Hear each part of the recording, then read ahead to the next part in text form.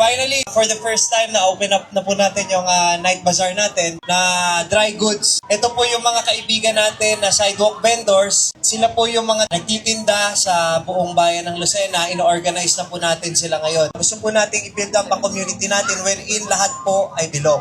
Hindi po porket naghihigpit kami, hindi po porket dinidisiplina po namin ang bawat isa sa inyo, lalo't higit pagdating sa mga basic na dapat nating pinapatupad, hindi na po kami nag-iisip ng paraan para iayos po ang bawat isa sa inyo. May naapektuhan, may natamaan, but then again, sabi ko nga, babawi naman po ako sa inyo. As long as makinig po kayo, sumunod po tayo sa lahat ng pinapatupad natin. So sa inyo po lahat, thank you. And congratulations sa team, congratulations po sa ating sidewalk vendors.